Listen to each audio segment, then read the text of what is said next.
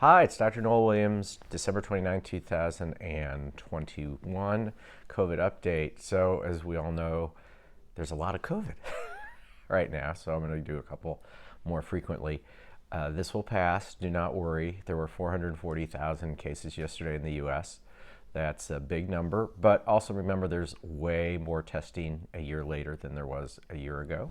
So, and everyone's more aware, and so people are getting more tests, but there's actually more COVID, but I think it's on pace to be about where it was last time at this point in the year, but the disease intensity, I believe, pretty firmly is going to be much less. I mean, the preliminary stuff we're seeing in Oklahoma and the cities with Omicron doesn't seem to be anywhere near severe, and the patients, we had 18 new symptomatic COVID patients who were test positive today in the office. And again, these are patients that are already in the practice who we're taking care of. We don't take care of patients with COVID who aren't already in the practice. We would have no time for our regular job.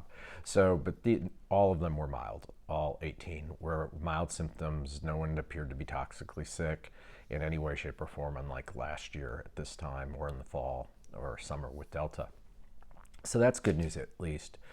We again have had one person in the last 3 days out of about 45 or 50 who was moderately ill, but she's again from an outlying community, and so that's probably Delta that we are seeing from out there. And again, so Omicron's gone from, originally thought by the CDC, as I talked about last night, at 73% about 2 weeks ago to, it was 21%. We're now probably 40% of new cases are Omicron. And the reason all of that's important in the end is because the miscues that continue to happen with the CDC affect all of us, because we then don't have antibody infusions to give people because they stopped sending them out. There was a letter from the Surgeon General of Florida to the CDC or FDA about that yesterday. We've cut off our antibody infusion supplies. And again, the Biden administration, again, I'm just saying how it is, has changed the methodology for dissemination, which has made a lot of states uncomfortable. And then they did this. So again, kind of not, once again, understanding what's going on. So, excuse me, I have to scratch. So it's really kind of challenging at times to figure out what to do. So first and foremost, COVID is an aerosolized virus. It's in not just in droplets, it's in little teeny specks of particles that transmit through the air. Classically, it's going to travel about 60 feet within 2 minutes. So this distance thing's dumb. It's been dumb the whole time because particles travel further than 3 to 6 feet. It's meaningless, so don't worry about that. Worry about ventilation. If you're in a really well ventilated place, like the outside, you don't worry about a mask. If you're in a large room, you probably don't need to wear a mask. I don't think masks do much of anything. The Delta virus showed that in a study out of Israel, but even in a confined space with N95 masks or full PPE, there was transmission. So again, I'm not a big believer in masks having any effect because there's no data showing they have any effect, and ultimately performative things are stupid. So that's me. I'm totally fine with people wearing them, but I think mandating them is inappropriate. I mean, even the airlines recognize that the safest place you can be is on an airplane because it has the highest turnover of air. So there's virtually no transmissions on airplanes. So that's a separate issue. But the big thing is we need to let sunlight hit our faces when we're outside. It kills COVID in just a few minutes. We need fresh air moving around to move any viral particles away from us, which is what's going to happen. And so if you're inside, you want to be in well-ventilated places. You can wear a mask if you want. We prefer at our office that people who are not vaccinated nor have been infected wear masks right now. But again, that's how we interpret it, as a respect thing for the other patients who feel strongly about it. So that's kind of the basic stuff. I have a few more things to talk about, but Kim had some questions from yesterday or the day before that I thought I'd answer. Yeah, and some are just ones that people have asked me. Do you still recommend the same supplements if you test positive? Still doing the zinc pulse, that kind Yes, of thing? we do. You do all the same things. You have to remember there's some baseline stuff with COVID. If you get a COVID infection, generally speaking, your gamma interferon is going to go up. If your gamma interferon goes up, you get more clotty, and that can happen with very mild disease. There's been plenty of people who had blood clots and fatal pulmonary embolism with very mild disease to no disease symptoms practically at all, just with a positive test, barely any symptoms, and then they get a blood clot in the next week or two. And it's because the gamma interferon rise and then the inflammation in the blood vessels that you can't really feel. So I think that's really important for everyone to be aware of. So yes, you do the zinc pulse. Classically, the way to do the zinc pulse, depending on size, and I'll put a post, repeat the post tonight, is 50 milligrams every 2 to 3 hours to get to 200 milligrams if you're over 125 pounds. So 4 tablets split up every 2 hours to equal 200. If you're under 125 pounds, you could either hit 150 or take 4 30 milligram tablets. 120 to 150 is fine. If you're under 100 pounds, probably just 100 milligrams spread out over 4 to 8 hours would be great.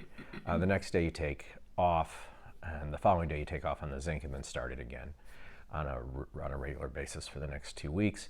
If you also want to do vitamin C, you want to do your fish oil. I think, again, you have to talk to your doctor or provider about aspirin, but the bottom line is the data shows a 50% reduction in death if you start an aspirin, so a baby aspirin if you get COVID is, I think, always a good idea as long as you've checked with your provider. I can't recommend aspirin to everyone. You have to talk about it. There's people I can't give aspirin to.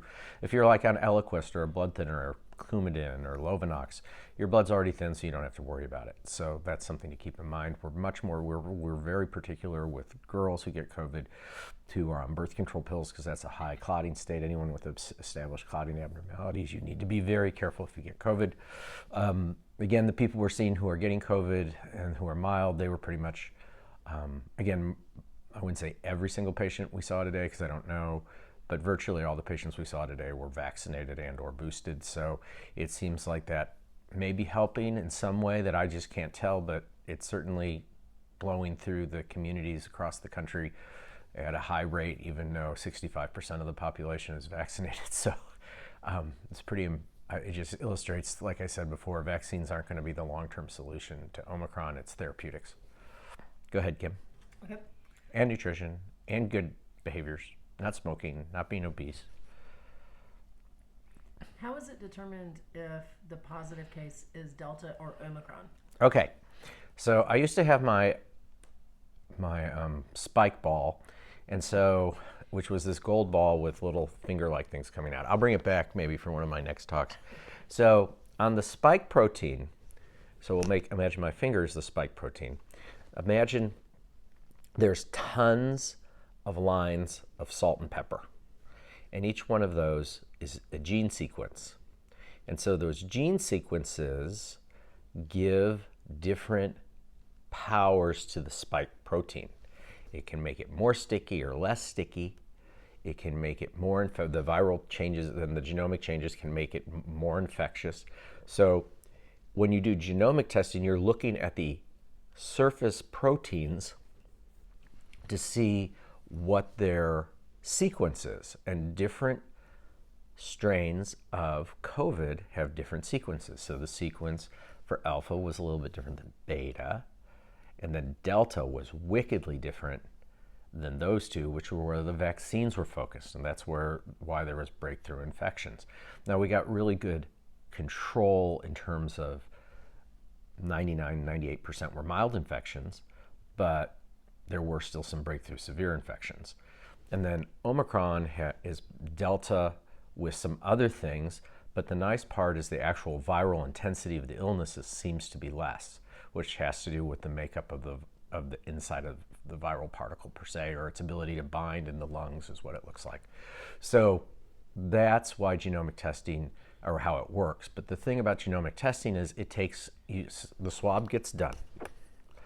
It goes, so you do it at CVS or Walgreens, wherever. it takes 2 days to get the result, sometimes 3. You get it in 2 days. Okay. A sample of those from across the state and all the different places that are tested, that do the testing with PCR only, polymerase chain reaction testing, which is how you do genomic testing or get a positive test, is an initial positive.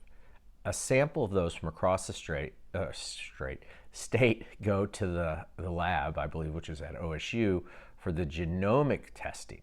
So figure it's 2 to 3 days to get the results. A panel of all those tests from across the state migrate to the OSU area, to the genomics lab there. And that's going to take, 2 to 5 days to get them there for that week's sequencing. And they go through it for about 3 days to get the results. So it takes about 12 days roughly to get the results. So when we're hearing about genomic data, we're really looking back about 10 to 12 to 14 days, depending on the situation.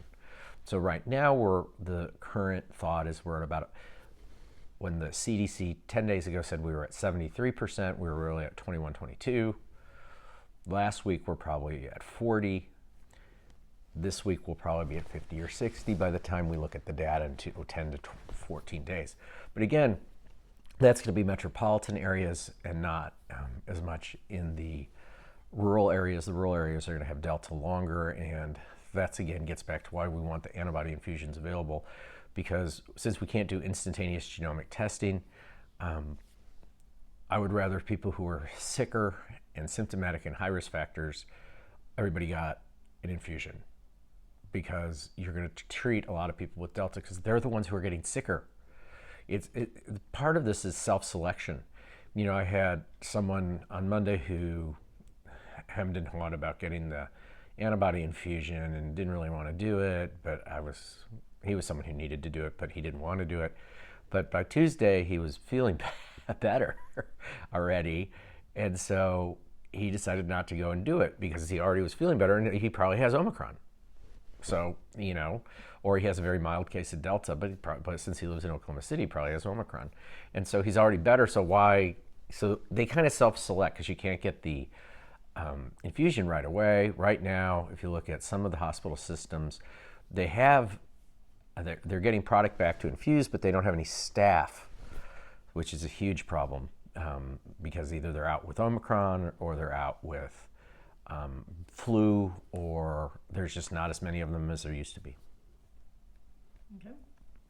How accurate do you think home tests are? I can't give a specific number, but I'd be surprised if they were, 60% sensitive and 60% specific. I think there's probably a lot of false negatives and a lot of false positives. So, but I mean, if you have the symptoms and it's positive, chances are it's a real positive. But I mean, if it's a false negative, or if it's a negative and you have all the symptoms and you happen to have been around someone who had COVID, you probably have COVID. Okay. You've kind of answered this one, but so is the hospitalization right now, is it mostly Delta or mostly Omicron? Oh, it's all Delta. And do they test every patient that goes No, in?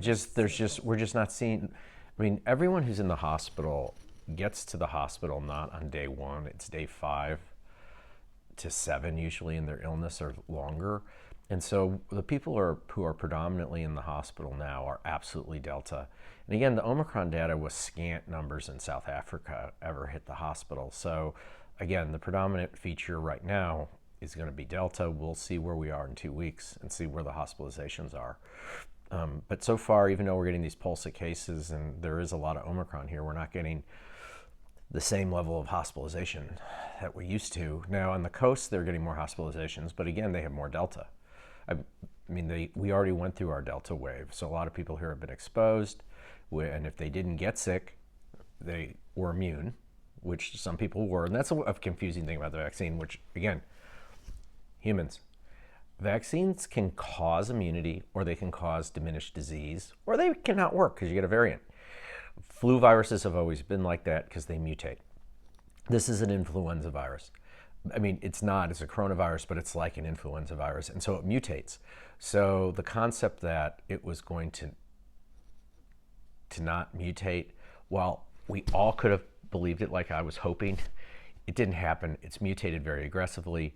So vaccines aren't going to be the solution. Maybe getting Omicron's the solution. I mean, it's kind of like the watered down version of COVID so far. And if it turns out to really be watered down, you're going to get all those proteins or genomic material. You're going to make antibodies to it, and that's going to be a really effective booster, and probably a better booster than the booster you can get anyway. So, because it's actually your own body making an antibody to the viral particle.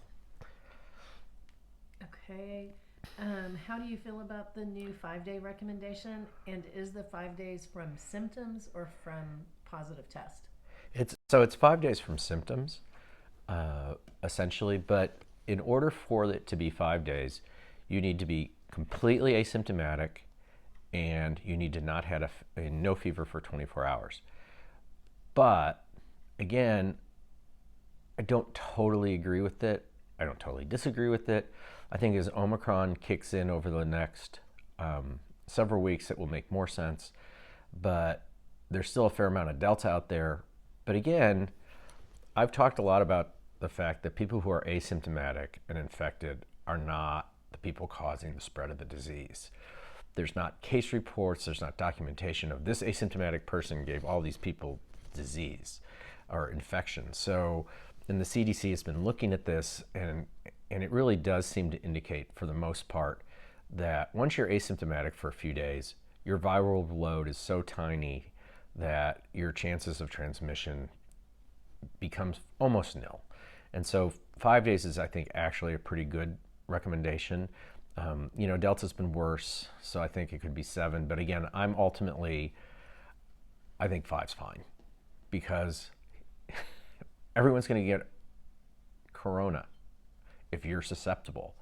If you've been immunized, and you're either immunized enough that between your vaccine and your immune system and your nutritional status and your genetics, you are just not going to get it, or you are. And so if you are, you might as well just get it. I mean, why keep on? I don't know. I mean, I know that probably goes against the grain a little bit, but you don't really have any other choices. We don't have anything. We're not allowed to give you any therapeutics yet. We're not allowed to do anything prophylactically, because the FDA doesn't want us to. So again, if you've been vaccinated, it's very unlikely you're going to have serious disease. And you really can't control it at this point. Omicron's going to be all over you in the next week, unless you lock down your house, or the next 2 weeks. Unless you just totally shut in, you're going to get exposed to Omicron. And then if you want to spend the rest of your life that way, it's fine, but you're going to get exposed to one eventually. So, I'm kind of over all this fear mongering. This is what was always going to happen. I'm done. Okay, I was trying to think if there was anything else. So, yeah. You were going to talk about, I think, what was it? The walk on the beach. Oh yeah, the funniest thing ever is Biden walking on the beach in a mask with Jill, because sunlight kills COVID, and the wind moves COVID away from you. So the worst thing you can do is wear a mask on the beach. So that's performative, and again, it illustrates that all these politicians do this performative stuff that's just absolutely meaningless, and they don't follow any kind of scientific rationale, excluding for the cameras. I mean, you look at like the Chicago mayor Lori Lightfoot, who's closing the whole city down, but she's going to put on the largest fireworks show in the history of the planet to try to entertain the people at home. And then they've also made in Illinois or Chicago that anyone who visits has to do a 14-day quarantine if you're from any state. But they have more COVID than Oklahoma has per capita. So again, it's all such performative nonsense. So, and then a couple of people were concerned that I was glad to live in Oklahoma, or didn't think we'd done that well here. And I just want to point out we actually have done pretty well with COVID. Now, I don't think we did it quite as well at first as we could have. But again, the state, and when I'm talking the state, I'm talking formally the state, was perhaps not getting the best advice from outside groups. And they were doing their best to help, and they, adjusted things and got better.